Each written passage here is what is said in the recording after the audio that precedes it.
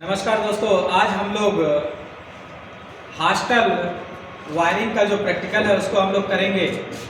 तो सबसे पहले हम लोग हॉस्टल वायरिंग के बारे में थोड़ा सा जानेंगे कि हॉस्टल वायरिंग होता क्या है। तो इसमें आपका एक मास्टर स्विच होता है, बाकी सब टू वे स्विच होते हैं। जो आपका मास्टर स्विच होता है, इसके द्वारा एक निश्चित समय के लिए आपका जो रूम का लाइट है, जो हॉस्टल का लाइट है, अगर वो ऑन कर दिया जाता है तो फिर आप अपने रूम से उस लाइट को बुझा भी नहीं पाएंगे, ना ही वहाँ से आप ऑन कर पाएंगे। और जब जो हमारा मास्टर स्विच है, जब हम उसको ऑफ कर देंगे तब आप अपने रूम की लाइट बुझा भी सकते हैं, जला भी सकते हैं। तो उसका जो सर्किट डायग्राम है हॉस्टल वायरिंग का, कुछ इस प्रकार से है। इसमें हमारे पास 3 लैंप हैं और अपने पास 3 टू वे स्विच है।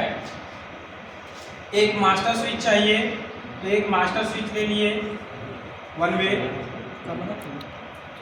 उसके बाद टू वे स्विच चाहिए तो 3 टू वे स्विच ले लेना है।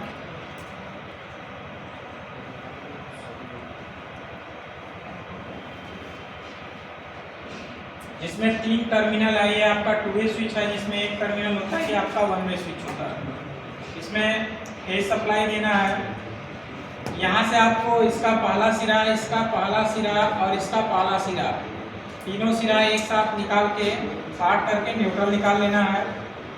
और यह याद रहे कि हमें जो लैंप को सप्लाई देना है वो बीच वाले टर्मिनल से देना है। ये तीनों सिरा आपका बीच में जुड़ेगा। उसके बाद आपका जो ये ऊपर के सिरे हैं, ये सारे सिरे आपके शॉर्ट होंगे। इधर का जो आपका सिरा है, ये भी सिरा आपका शॉर्ट होगा और यहाँ आके कनेक्ट होगा। आपका ये मास्टर स्विच है, ये आपका, और ये सब आपके टू वे स्विच है। अपने पास 3 लैंप है, इसलिए हमने 3 ही टू वे स्विच लिया है। ये आपका मास्टर स्विच है। अब हम लोग इसका सर्किट डायग्राम, ये आपका हॉस्टल वायरिंग का सर्किट डायग्राम है।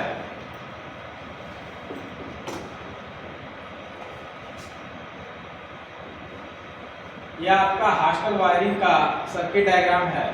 अब इस डायग्राम के अनुसार हम लोग कनेक्शन करेंगे और देखेंगे कि हमारा जो हॉस्टल वायरिंग है वह सही प्रकार से कार्य कर रहा है या नहीं। तो अपने पास एक बोर्ड है, इसमें लैंप कसे हुए हैं।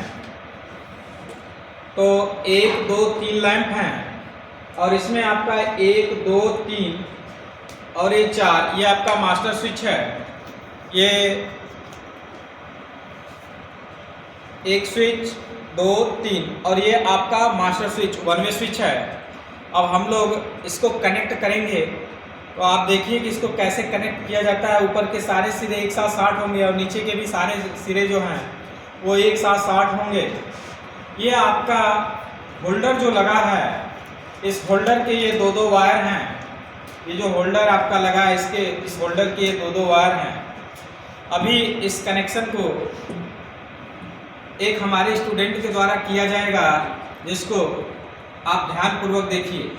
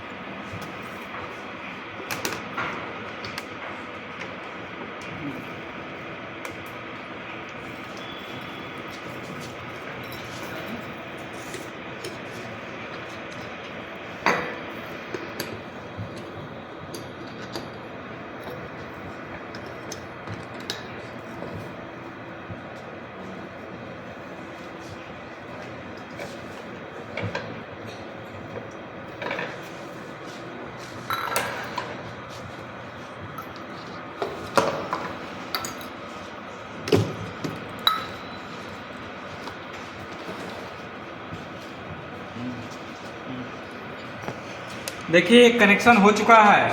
इसमें जो आपका ये लाइन निकल,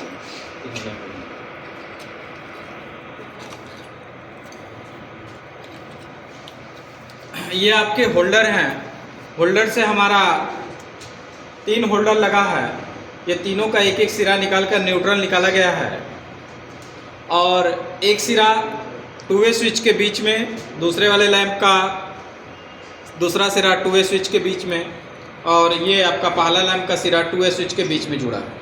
और ये जो आपका 2 वे स्विच है, ये ऊपर जो इसका ऊपरी टर्मिनल है, तीनों 1 वे स्विच लेकर 4 स्विच हैं, चारों स्विच में ऊपर आपको जोड़ना है। और नीचे वाले टर्मिनल में भी आपको चारों स्विच में जोड़ना है और बीच वाले में आपको लैंप कनेक्ट करना है। और यहाँ से 1 वे स्विच से, मास्टर स्विच से, यहाँ से हम फेज सप्लाई निकाल लेंगे। अपने पास एक फेज है और एक न्यूट्रल है। अपने पास फेज न्यूट्रल निकल गया है। अब हम लोग लैंप को जलाएंगे और देखेंगे कि हॉस्टल वायरिंग जिस प्रकार से होता है उस प्रकार से यह कनेक्शन किया गया है या नहीं किया गया है। तो हॉस्टल वायरिंग में जब वार्डन अपने मेन स्विच को ऑन करता है तो उस कंडीशन में आपका जितना भी हॉस्टल का लैंप है वो आप बुझा नहीं सकते।